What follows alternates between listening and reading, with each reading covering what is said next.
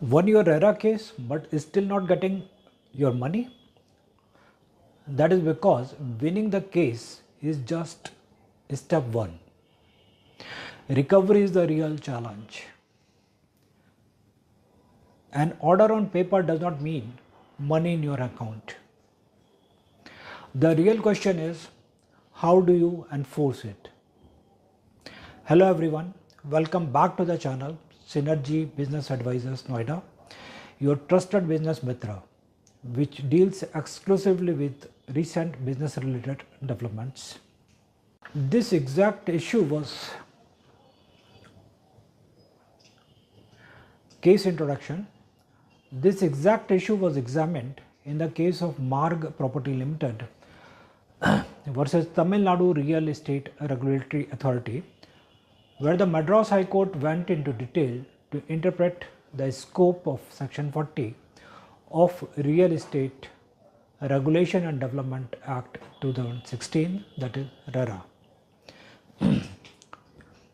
Section 40 specifically deals with the recovery of amounts due under RERA orders, and it clearly provides that such amounts are to be recovered as arrears of land revenue. This means that once RERA passes an order for payment, the recovery does not happen automatically. Instead, it follows a structured legal process through the government machinery such as the district collector or revenue authorities. The court in this case examined how far RERA's powers extend under Section 40, whether it can directly enforce recovery on its own or whether it must rely on the statutory mechanism laid down in the law. Detailed facts. In this case, RERA had already passed an order directing payment of certain amounts. However, when the party failed to comply, the authority proceeded to issue a recovery warrant under Section 40 in order to enforce its order. This raised a serious concern whether RERA itself has the authority to directly enforce recovery or whether it must follow a different statutory route. Core legal issue. So the central legal question was, can RERA directly issue and execute recovery warrants? Or is it required to rely on external mechanisms like district collector for recovery? Court's reasonings. The Madras High Court carefully analyzed Section 40 and clarified the legal position. It observed that the Act provides a specific recovery mechanism where the amount due is to be recovered as arrears of land revenue.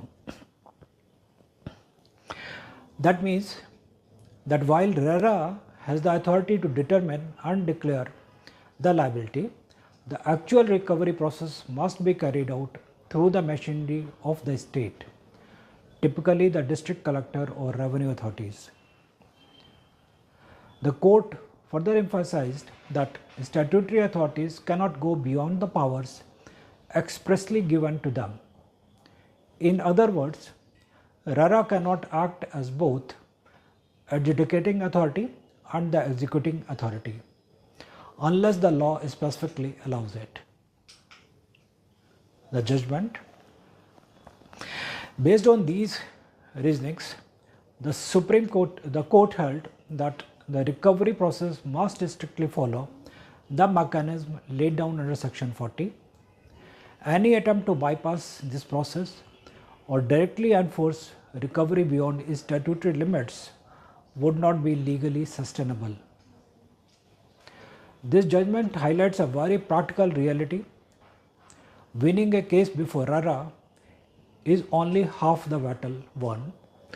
The real challenge lies in executing that order correctly and efficiently. Many home buyers struggle at this stage because they are unaware of the proper legal procedure for recovery. This is C and IP Praveen Agrawal thanking you for watching. I hope this presentation will be helpful. Please subscribe to the channel for more such informative videos. Thank you.